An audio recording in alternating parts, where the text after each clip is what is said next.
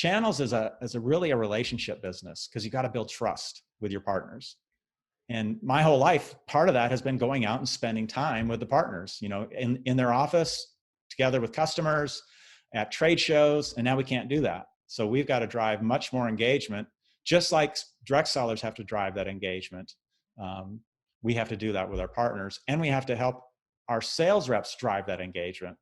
That's another key element of success is if you're a sales rep and you want to be successful with the channel, have that engagement daily with your go-to partners. That's what I've seen. Our sellers who are the most successful year in, year out, who are driving the most revenue in our company, they have 3 or 4 go-to partners and they talk to them every day. This is Outside Sales Talk, the best podcast for outside salespeople. I'm your host, Steve Benson, and we're here to chat with the world's top sales experts so that you can get their best sales tactics to level up your game. Welcome back to Outside Sales Talk. Today I have Rob Spee with me, and we're going to talk about driving sales with a solid channel strategy. Rob, thanks for joining us. Hey, you're welcome, Steve. Great to be here. So just by way of introduction, Rob Spee is the Regional Vice President of the Americas Channels at OutSystems. He's also the founder and CEO of Channel Journeys, and Rob hosts the Channel Journeys podcast and writes content for numerous channel publications. To jump right into the questions, Rob, tell me, why is a solid channel strategy so important these days? Well, of course it's important, but Steve, maybe we'll jump back first and say, what do we mean by channels? Because even inside companies, there's a lot of confusion. They don't understand what we mean by channels, and people I talk to have no idea what I'm talking about when I say channels. So a channel essentially is any way that you get your product to your end customer.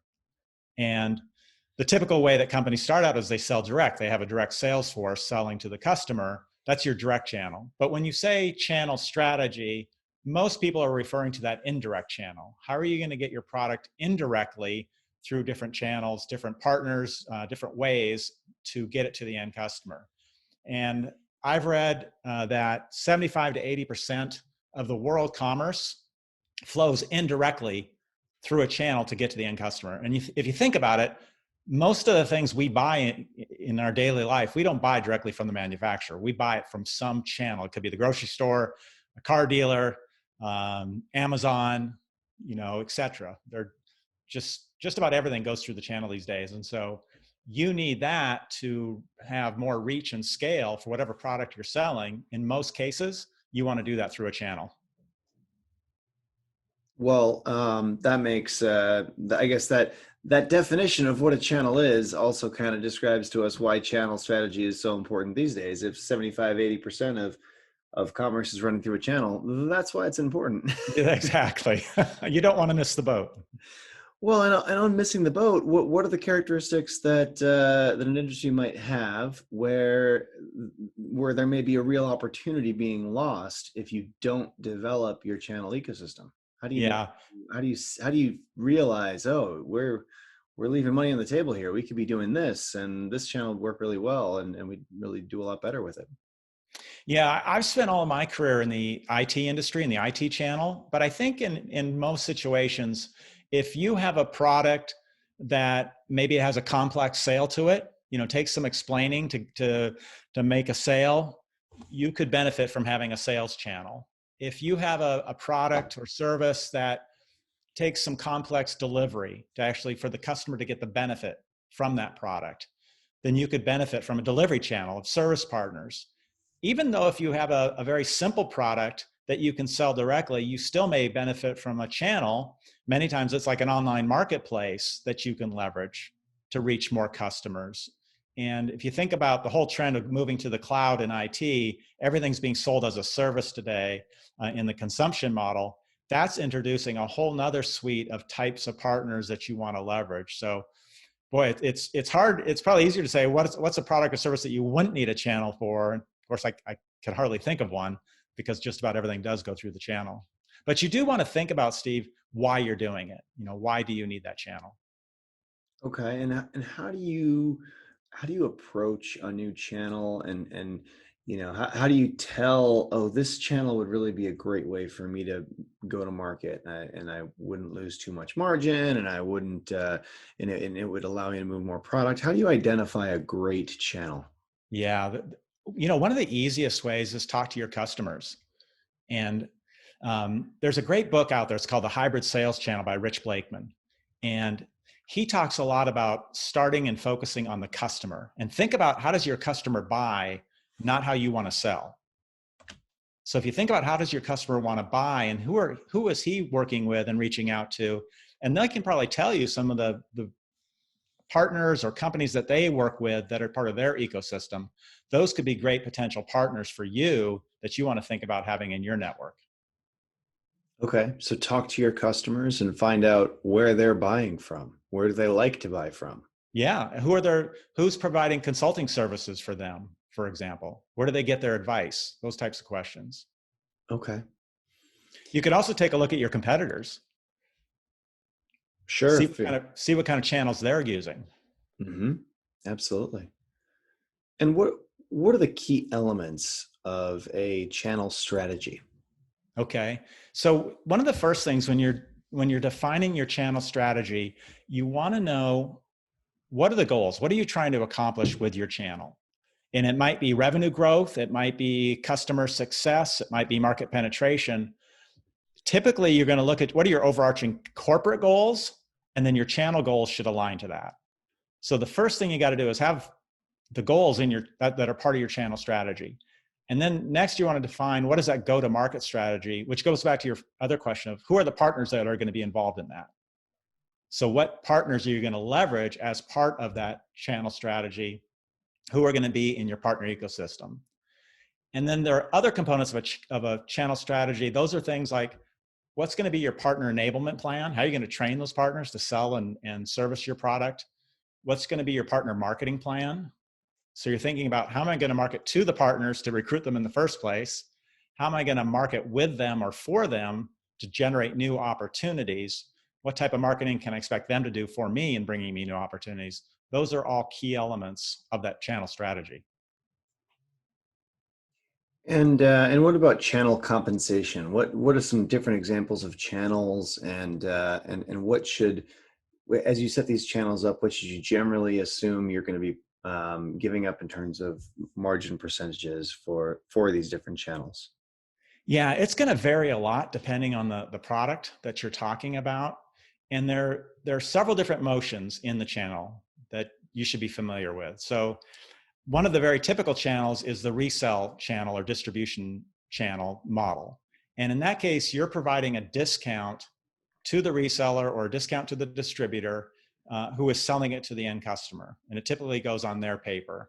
And if you look at distribution discounts, they operate on very thin margins. So they might have a couple percentage points, 5 percentage points of discount. When you get into the resell, in my world, in selling software and hardware, those discounts can be anywhere from 5, 10, 20, 30, even up to 40% I've seen in some cases. And sometimes you adjust the discounts depending on what you're trying to accomplish. Like if you say, hey, my normal discount is 20%, but I really want to provide a bigger incentive for partners to go after this particular market, like the SMB market or a particular customer type, you might give them even an incremental higher discount. So that's one model, is that reseller discount. Another model is a back-end commission. And this is very typical when you're working with system integrators, consulting firms. That, in this case, you're going to co-sell with them. You're going to sell it on your paper, but then give them a back-end commission that's a percentage of sales. And again, that back-end percentage can vary, just like the resale discount. And the difference with me being that the resale discount is you are selling them product, and then it's up to them to resell it, and you're just selling it at a discount, or do they sometimes purchase it after they've already acquired the end user, and so they're just fulfilling the order through you? It could be either. Yeah. And that's a whole nother story, is the fulfillment model of passing it through a partner for fulfillment. But typically in reseller distribution, they're going out many times, finding the customer, going through the whole sales process. And then when they get a PO, they're buying the product from you and reselling it to the end customer. in the fulfillment case, sometimes your own sellers are selling it, but they need that partner to do the final transaction. This happens a lot of cases outside the US where companies, they have to buy through these partners. But you find it here too, even in the US, like federal government, they might buy off a GSA schedule, for example, and you might find a partner who holds that schedule for you to sell through. And then, you know, there are other models too, like if you're selling through a global system integrator, for example, like an Accenture or Deloitte, they typically don't accept the resale discount or the back-end commissions, and you have to have a different model. So you might put together a package, an incentive package that is more like business development funds that you give them for hitting certain targets. Interesting. Yeah. And that's usually paid after they hit those targets or before? Exactly. Yeah, it's typically after they hit the targets. So when you're first starting the relationship, you might make some upfront investments in them. And then there are a whole other slew of incentives that you give the channel to try to drive behavior. And these could be things like MDF, market development funds, co-marketing funds. And these are based often on a percentage of sales, but that's kind of falling out of favor now, Steve. And what people are shifting to now is more like business plan focused funding. Like, show me a business plan, show me a marketing plan, and we'll co-fund with you based on that plan, rather than just throwing money out at them as a percentage of sales, which oftentimes just drops to the bottom line. That's why it's falling out of favor. It's really hard to regulate how they spend that money. Okay, that makes sense. Yeah. Tell me about the key players. Who are the key players, and what roles do you need to set up a successful channel for your business? Oh, like the key players in my, if I'm a vendor and I want to set up a channel. Yeah, and on the company side, the seller side. Yeah. Well, you want to have, who's going to be your channel leader? That's often called the channel chief. So who's the guy in your company who's building out that strategy, builds that channel strategy, starts building a team, starts executing on it. So you've got the channel chief. Typically when you first get going, he's wearing a lot of different hats. Then he's going to start wanting to hire channel managers. These are partner managers who are going out and recruiting these partners that we're talking about, managing them, helping make sure they get enabled, driving sales through them. They play a really big role in that equation. Then you're going to want to think about partner marketing and having partner marketing folks. And these folks are experts at going out and marketing to and with and for partners. And they generate campaigns that the partners can run with you or independently.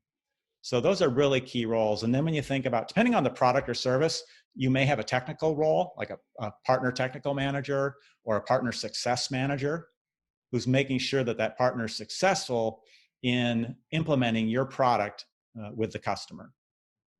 So those are some of the key primary roles that you've got to think about having. Okay. And so how do you go about building the partner ecosystem? You mentioned hiring a chief partner manager. What else do you, what infrastructure changes do you need at your company? What else do you need to go about building this ecosystem? And how do you find and develop talent like that in the first place? How do you find a great channel manager in your industry? Well, that's a funny one, Steve, because what I see a lot of companies do is they look internally and they find some guy who was really good at something and they say, hey, I'm going to tap you to be our channel guy. And he says, what's that? And they say, well, go read about it and build it. And so he goes off and does it. Or they pick a guy who was failing in sales or whatever and say, hey, you're not doing great, but why don't you try this channel role? That's either way, I've seen that several times. Yeah. Either way, Steve, it's a disaster because they don't have the track record. They don't have the experience. They don't know what they're doing. And for no fault of their own, they end up making some huge mistakes. And I've come into situations, seen firms that have wasted millions of dollars, just money thrown out the window, hiring or recruiting the wrong partners, having the wrong approach, not having the right setup internally to really handle the channel. You can waste so much money.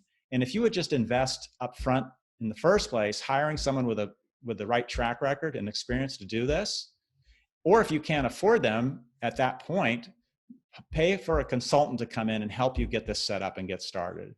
And they can help you run it. But you're going to save so much money in the long run if you get someone who's done this and knows how to do it, rather than just have someone start up and try it on their own. Mm-hmm. That But makes once you have that in place, then okay, you got to go out and find these partners. And so there are a variety of ways that you can do that. You can go, like if you go to trade shows and conferences where these kinds of partners hang out, that's one source. You know, you've talked to your customers, you understand what kind of partners you're going after. You can just, you know, look at your competitors and who they're using and start talking to those firms and just do some marketing campaigns at those firms. You can hire people who have that Rolodex. And that's what you get too. When you hire experienced channel folks, they know who these partners are. They have relationships with them. Just like when you're recruiting a sales rep, right? Who's got that Rolodex. Same thing in the channel. They already know these folks. And then there are also some interesting companies that have some new analytics-driven partner locators that you can use. So that's another way that you can find these. So there's quite a few ways that you can go out and find these partners, and then, you know, pitch to them what you offer them, understand how their business is driven, and find that joint value proposition for how, you know, you plus the partner, 1 + 1 = 3. What's that combination that you make together? Well, and on that, on making 1 + 1 = 3, once you have a channel, what are some of the things that you can do to drive success With the channel? Yeah. Yeah. There are a number of things that you can do. You know, one of the most critical things that you need to do is have, number one, the internal alignment inside your company to do that. And when you have the full support of your board, your CEO, your internal managers, and all get aligned, that's going to make a huge difference for you. You can put the right tools in place, right? It's about, like anything, you talk about people, process, technology, right? So it's the same thing, having the right people in place for your team, putting in the right processes for how you're going to operate as a channel. So you know sales ops, right? So every company has their sales operations. You also need channel ops. So add that to the list of people that you need. You need to have that channel ops component too, to think about how are you going to manage all the channel operations, because how do you pay these partners? How do you keep track of them, motivating them, keeping track of their enablement, their certifications, that type of thing. And then having tools for managing all of that as well is super important. Well, and what are the numbers? What are the KPIs? The things that you measure success with? How do you yardstick success of your channel? Yeah, that's super important. You got to think about that too, and that goes back to setting the goals for your program, and then what are some of the leading and lagging indicators for your channel. And ideally, you're going to have the ability to run the reports on that. It could be tied to your CRM, your Salesforce, or whatever you're using. You're starting to create reports and dashboards for this. And so what we typically look at, if you look at some leading indicators, you look at, okay, your partners, the readiness of your partners. Are they sales partners? Are they delivery partners? Have they met the minimum requirements to be successful? How many leads are they generating for you? That's another good one. What's your partner pipeline? That's a good leading indicator. And then lagging indicators, obviously you're looking at sales. How much sales am I doing through these partners or with these partners? How much services am I doing with these partners? How many new opportunities are they bringing to us? And that's the other thing, Steve, you got to be prepared, because building a channel takes time, and you can't expect these partners to generate revenue overnight. Just like when you hire a rep, a new rep doesn't generate new revenue overnight. So you got to think of them like you think about your own employees, train them like you train your own employees, and then give them the time to be successful and coach them like you would do your own sales team. Well, and on your own sales team, are there concerns about your direct sales team competing with the channel? How do you, Yes. and furthermore, how do you motivate your own direct sellers to work with the channel in a productive way? Yeah, that's a great question. That what you're describing is that channel conflict. And there are two types of channel conflict. It's the conflict of the partner with your direct sales team, or you can have conflict between partners and different partner types. But to mitigate that conflict with your direct sales team, you got to do a couple things. You've got to educate your sales team on why you have a channel and what value they bring to your sales reps. And some companies like to really segment and have like partners here and direct size here and have them operate in totally different swim lanes. That's one strategy, but I'm not a big fan of it. I like when they're all working together. That's the hybrid channel sales approach that Rich Blakeman talks about in his book. And so to do that, you've got to think about what's the strength of your sales team and what are the strengths of the partners. And those could be talents, contacts that they have, capabilities, all of that, and then get them working together. Now, one of the things you have to do that is not only educate your reps on how to work with partners, but also how do you compensate your reps? And if your rep's compensation is reduced by working with a partner, reps are coin operated, right? They're not going to be really keen to work with a partner and take a hit on their compensation. So at the very least, when you're starting out building a channel, make your compensation neutral. Make it so it's comp neutral to the rep. So he gets paid, if he's doing a 100K deal, he makes 100K whether he sells with or through a partner, regardless, so he's not demotivated from working with those partners. Yeah, I've seen big companies that you would assume would make good decisions screw that one up before. Yes. Yeah. And that's for sure. I've seen a lot of companies do that. And that's where that buy-in comes in. If you don't have your CEO board level buy-in and you're just fighting with the sales leadership or the CFO on that's going to be a tough battle. Well, and on that, on ways we can screw this up, and cause internal conflicts, et cetera. What would you say are the top causes of these initiatives failing? Because from where I stand, they often fail if they're not done right.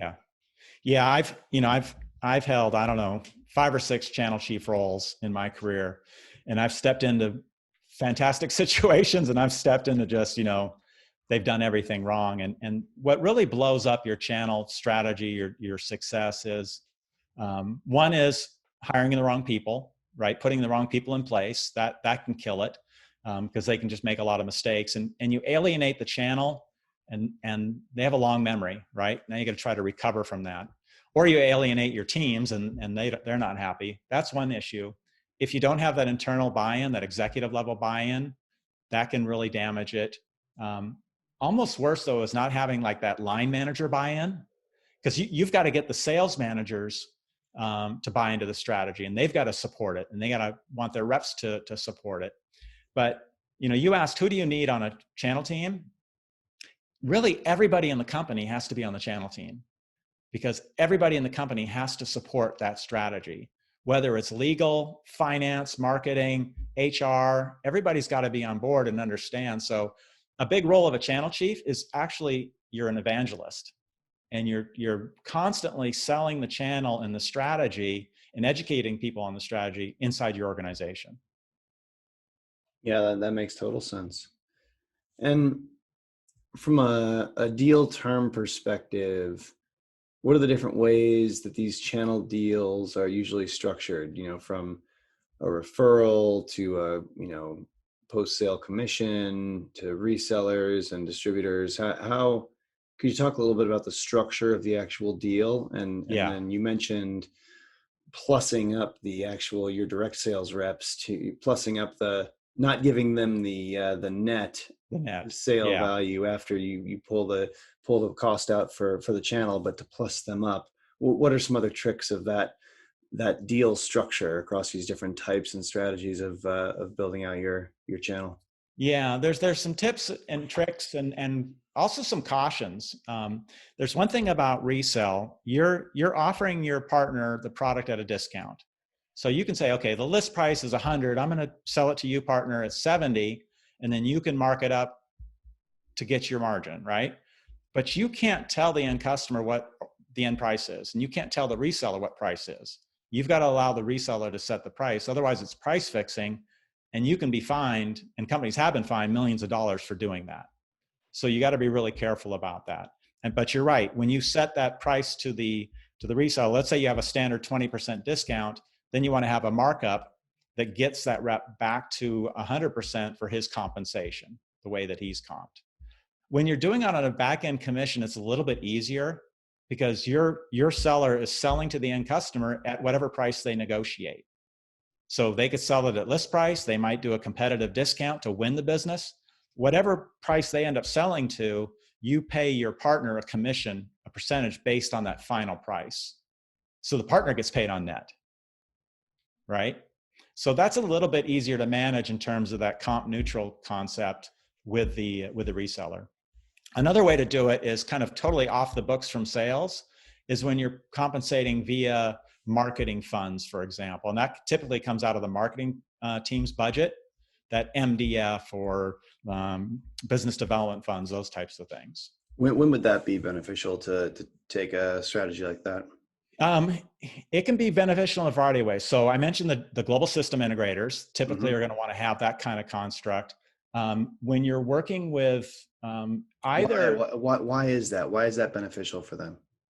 Well, the way that they're structured and the way they compensate their own people, they're not really set up to handle that. But also, you think about the GSIs, they many times, and a lot of consulting firms, they want to be viewed kind of as that impartial third-party expert to their clients. And so they feel like if they're taking commissions or discounts on the product, it makes them feel like they're a seller as opposed to a professional advisor. Okay. So it's a little bit about structure and a little bit just about their business model of what the value that they bring to their clients. And I have seen a channel partner program fail because of that answer right there. Like a company was trying to get the big system integrators to be kind of resellers and start pushing their product into their customer base, and they just they didn't get traction. They ended up getting traction with like small focused system integrators that were like kind of almost started up specifically to resell this company's stuff. Yes. And they got success there. But I wonder if that was the problem with the big system integrators, is they wanted to be viewed as impartial. They didn't want to be resellers taking a slice. Probably so. And so you get those boutique shops, many times they're ex-consultants of your company that are selling, and many times they're only selling your product. So they're very happy to take a commission or a resale discount. Right. But the GSIs, they won't take that approach. And it takes a long time to get a battleship like Accenture, really pushing your product. And they'll start recommending it more and more as they gain confidence. But they've got huge contracts with their customers and their reputation's on the line. So they're not going to just jump right in immediately.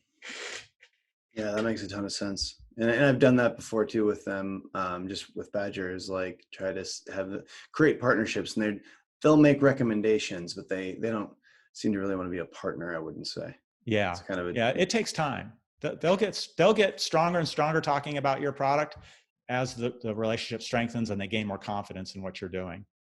Mm-hmm. That makes sense. Yeah. And how is this different across different industries? I mean, if you're making widgets versus software versus insurance.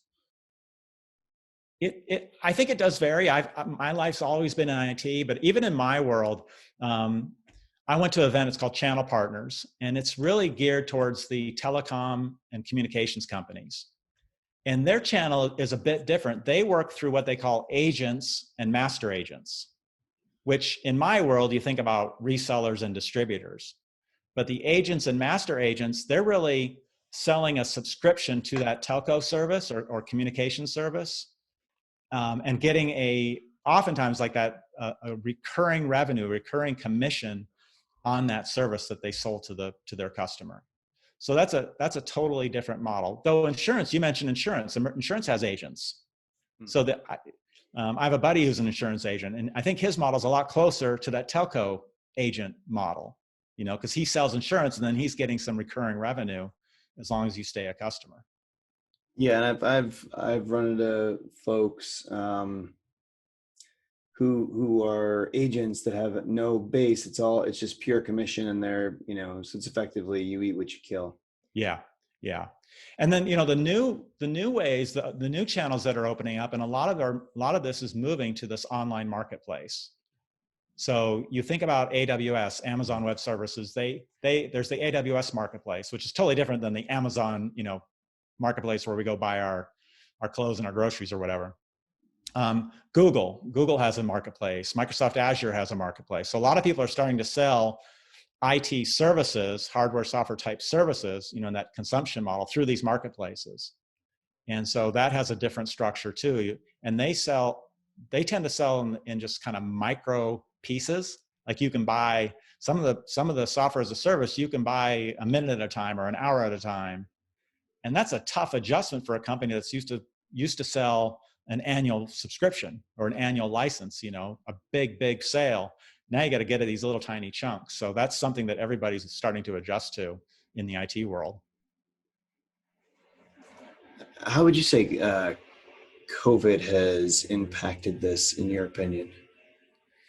It's been really interesting in the IT world. Well, first off, we know it depends by industry, right? Some industries are doing really well. Most of the grocery, home improvement, those types of companies. There are companies that are doing fantastic, and then there are companies that are really hurt. The travel industry, hotels, that type of thing. Same is true in the IT industry. Companies like, fortunately ours at OutSystems, we are seen as very strategic to what companies need to do right now in COVID. But there are other IT companies that aren't seen as strategic, and they're being hurt right now, just like in the other industries. But on either way, whether you're more successful or less, we've had to shift everything to selling remotely. So, the field reps that you focus on, your whole specialty, our field reps are having to become experts at being inside sales reps and leverage. And I watch, you have a great episode that I watched recently on how do field reps make that migration. And that's a really interesting one. So from a partner perspective, how do you build a partner program, and how do you engage your partners and motivate your partners when you can't go see them directly?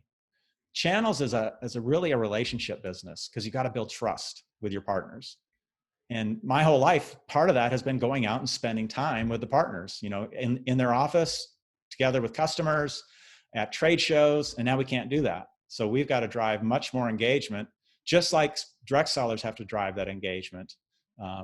We have to do that with our partners, and we have to help our sales reps drive that engagement. That's another key element of success. Is if you're a sales rep and you want to be successful with the channel, have that engagement daily with your go-to partners. That's what I've seen. Our sellers who are the most successful year in, year out, who are driving the most revenue in our company, they have 3 or 4 go-to partners, and they talk to them every day. That's a really key issue. Yeah, I used to be very close to the partners that I worked with when I was in sales. Yeah. That was and I think that was instrumental to the success that I had.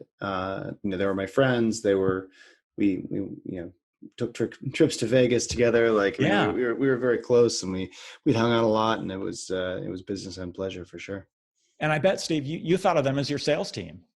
Yeah, they were an extension of my sales team. They were an extension of what I was able to do. They brought things to the table that we didn't have internally, because they could do consulting engagements and actually deploy software products, and they could do it very effectively. Yeah, exactly. And every sales rep can have a territory and can have a sales team made up of his go-to partners. And that, I see some reps, they try to work with 20 different partners, and you just can't build that relationship with 20 different partners. You're going to be much more successful if you pick 1, 2, maybe 3 that are your really go-to partners that you're going to do most of your business with. Yeah, and for me in that role, I had probably 3, and they were broken up by geography. Mm-hmm. Yeah, that makes sense. So I had a go-to for Colorado, and a go-to for California, and a go-to in Arizona, and then everything else was kind of filling in around the, because fill in the gaps. Yeah, I think you do it that, or you might, if you're a rep covering multiple industries, you might have your go-to partner for healthcare, your go-to partner for manufacturing, if they have, and that's what we're looking for more and more, our partners who have that subject matter expertise, right? Who really know the lay of the land and can talk business, because it's all shifting. Customers aren't buying technology, they're buying business outcomes, and they want you to talk about the business outcome for their industry. Absolutely. Well, the next piece is sales in 60 seconds. So some quick questions, quick answers. Right. First quick question. What are some don'ts when it comes to building a channel strategy? Oh man, there are a lot of don'ts. Don't be hard to work with. That's a big killer. Um, and what does that look like? You could have a partner program that's super complex. You could have processes that are complex that make it really tough. Like, I'm a partner, I want to get a quote for your product. I'm a reseller. Can I get one quickly? How hard is that? How hard is it for me to get that commission that you promised me on that deal? Right? There are a lot of different ways as you look at your process. You got to make it just super simple. I've worked with CDW in the past, big national reseller. They talk about calories. If you're a partner, a vendor that's selling through CDW, and you take a lot of calories for the rep to sell you, he's probably going to move on to the next one because they've got so many different vendors. They want the low calorie vendors that they can sell really easily, really quickly with. So that's a really big one that I see that can really hurt. Also, going back to that compensation and alignment internally, don't set up compensation in your company that competes with your partners. So if the best way to test whether or not you have internal alignment is look at your comp plans. And if the comp plan of your PS team and your sales team and your pre-sales team, if they are counter to the comp plan of your RCM and how you're paying your partners and what you want your partners to accomplish, you're going to have internal conflict and really be unsuccessful. And partners are going to see that too. Sure. That happens a lot. Like if you're paying this is a good example, Steve, you may have seen this. You pay your reps not only on selling the product, but also on the services that they can sell, services that are delivered by your company. But you're asking your partners to become service partners, and your RCMs are trying to enable your partners. So the sales rep now is competing, and the partners are competing with your own internal professional services organization. That's a big one that I see a lot. So Yeah, you've got to really be thinking. And then a lot of times what happens is you build your channel strategy, and then you're building it, and all of a sudden the comp plans come out, and you're like, oh crud, these comp plans are totally in conflict. So you got to be working in tandem with the people that are writing the comp plans as you're building out your strategy, and then each year as you're doing your business planning. Yeah, that makes sense. And the first thing I would look into if I were hired as a chief channel officer, I would show up day one and I'd sit down with a bunch of the top salespeople at a company and be like, are there any reasons that you wouldn't run your next deal? You get a great lead tomorrow and you're running with it. Is there any reason that you wouldn't bring a channel partner in? Anything at all? Because that's kind of where the rubber meets the road. Yeah, it's a great question to ask. Yeah, you'll get a lot of different answers. Yeah. Well, and in a lot of companies, you get, oh no, I avoid bringing them in right away because there's a chance that I could sell this and I would get comped on it if I, so it's you see those conflicts all the time. Yeah, it was funny. My last company, we changed the compensation so it was comp neutral for the reps. They didn't believe it. It took us over a year for them to see it happen. Sure. Before they'd actually believe us, no, it really is comp neutral. Well, sure, they were told it was a good idea to bring in partners, and when the comp plan came out, and then they found out it wasn't after they lost a bunch of commission. Yeah. So it takes shocking. a while to gain people's confidence. Screw someone once, shame on whatever that saying is. Exactly. Yeah. Screw me twice. Shame on me. So, in your opinion, what's the most challenging part of establishing a channel ecosystem? For me, in my experience, the toughest part has been getting that internal alignment. As a channel chief, like I said, you're constantly evangelizing and trying to get everyone on board. And even when you've got the CEO on board, you got the board that's on board, you got executive leadership that's on board, you may have pockets of resistance because it requires change. And a lot of people are uncomfortable with change. So it just takes a long time to get everybody. What's that? The person managing your internal consulting team might not love this. Yes, that's right. Yeah, that's conflict. So getting everyone on board, that takes time, and that it never goes away either. You constantly, because new people come on board, right? You're constantly bringing in new leaders, new frontline people. So you've got to constantly kind of nurture this and make sure that you're maintaining that alignment and things don't get out of whack. Just like the wheels on your car get out of alignment when you hit a bump in the road. You got to keep aligning internally. Absolutely. Do you recommend any tools for developing a successful channel strategy? Is there any apps or pieces of software or tools, whatever that you'd recommend? Yeah, there are a lot of channel tools, channel automation tools. And, just like CRM has really transformed sales, took it up to a whole new level with the automation of CRM. The same thing exists for partners. It's called PRM, Partner Relationship Management Tools. And you can do it with your CRM, but it helps to have more customized PRM tools. And there are a lot of different vendors out there that provide these. That's number one, is having that type of tool. Typically, those tools include what's called a partner portal. And the partner portal is like that key site that all the partners come to get information, to share information, to register a deal, an opportunity that will then get routed to the right sales rep in your company. Tied to that, and probably a different system, is the enablement, the online learning. So LMS, learning management systems, most companies, get to a point where they have those for their internal folks. Make sure that those can be turned on for your partners so that they can access the same education that your own reps and engineers and others can access. Make sure that the system, the platform that you have can be turned on for those partners. So that's another key one. Marketing automation is another important aspect. So there are a lot of marketing automation tools out there. Many are built specifically for the channel, and they allow you to do things like pass leads to partners, provide marketing campaign kits to partners. They can even run campaigns out of these marketing automation tools. So that's another key one. And then last, I would say, leverage your analytics and reporting tools to build those dashboards and reports to track those KPIs that we were talking about. And that's hugely important because it's so time consuming when you're working out of spreadsheets and trying to pull in data from a lot of different sources, right? So classic BI problem. So it really helps to start having more of a data-driven approach as you start growing your channel. And I guess to zoom back, I just love asking this question. What's the greatest sales lesson that you've learned over the years? Man, for me, I've always been a channel seller. I've never done direct sales. Well, I take that back. I did it for a short stint and I was horrible at it. I'm much better on the channel side. But to be successful in the channel, you've got to be patient, you've got to be persistent, and you've got to be persuasive. So 3 Ps. The 3 Ps. Those are my 3 Ps, Steve. All right.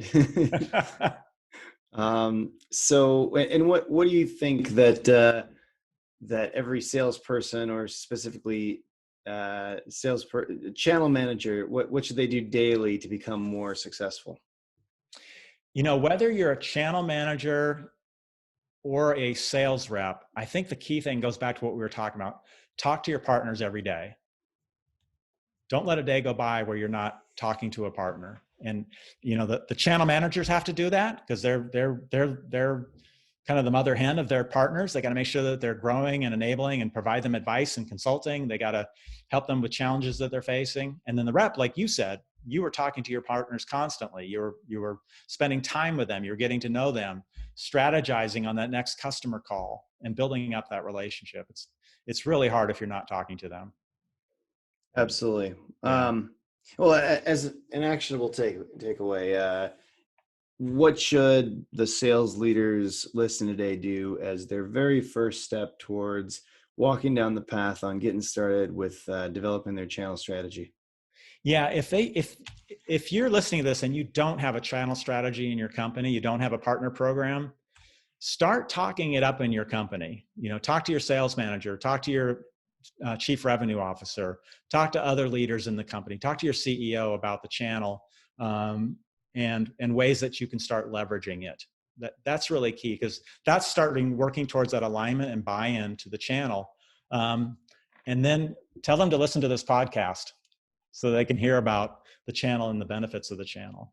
I think that's really key. And then once you get that in place, we've talked a lot about best practices of what you can do. Great. Well, I'm going to attempt to summarize all the goodies you've given us here today. So to start off with, a channel is any way you get your product to your end customer. Yeah. And if you have a product or service that needs some explanation, then there's a very good chance that you'd benefit from selling through a channel. Talk with your customers to understand what are the right channels for you to sell through, and focus on how your customers buy to figure out who might be the best partners or channels. Yeah. Also look at your competitors and see what channels that they're utilizing, because you might, be able to follow their footsteps. You gotta understand what the company's goals are to figure out what the right channels are. Mm-hmm. And then you can find channels that meet these revenue or customer success goals. Two major types of channels are a reseller channel and then a back-end commission channel. In a resell or distribution channel, you'll offer a discount to these distributors to sell your products, either up front or after they've made the sale. In a back-end commission, you will co-sell with the partner, and then you'll give them a % of the deal. Channel managers within a company can go out and find new partners and work out what the relationship looks like with these partners. And for this role, it's best to hire someone with experience in channel strategy, or hire a contractor with experience and bring them in to set things up. A lot of people make the mistake of just, moving a salesperson that's not doing great at sales into this role and telling them to figure it out. But there's complexity here, so it's better to bring in a professional, like most things. To measure the success of your channels, you should go back to your initial company goals and ask, how many leads has this channel gotten us? How many sales am I getting through this channel or through these partners? And do remember that it'll take some time to be able to identify and measure if your channel is successful, just like it would take time to spin up a rep, right? To mitigate channel conflict with your internal team, make sure everyone understands the importance of these channels and how it helps the overall selling strategy. And this is so important, make the compensation neutral so that there aren't issues with the commissions, in that you don't want to disincentivize your existing sales team from using the partners, because that can sink the thing from day one. The channel models that you choose might be different based on what industry you're in. Different things work for different industries, obviously. And finally, talk with your partners daily or as often as possible in order to successfully grow your sales through partners. This isn't something that'll just happen on its own. This has been really helpful, Rob. Where can our listeners read more about your work? How do they reach out to you? Well, first off, Steve, congratulations. You're a channel pro. You summarized that fantastically. Thank you. You get the channel certificate. We built a channel training program internally that all our sellers have to take to learn what you just described. So congratulations. You get your certificate of completion. Well, there you go. Gifted and talented program, right? Fast track me to my one more certificate. That's what I need. There you go. Yeah, thanks. So if you want to learn more about the channel, you can go to my podcast, channeljourneys.com, and just subscribe to the podcast there, or listen to all the past episodes. And feel free to reach out to me on LinkedIn as well, and happy to connect with you. Well, this has been another great episode of the Outside Sales Talk. Rob, I really appreciate you coming on and dropping some wisdom on us here. My pleasure. It's been fun. It's been great. If anyone can think of any other sales reps who would benefit from learning about what Rob's taught us, share the love and forward this on to them. And always please leave a rating for the podcast if you find these sorts of things helpful. It really helps spread the world in the universe of podcasting. Take care until next time, everybody.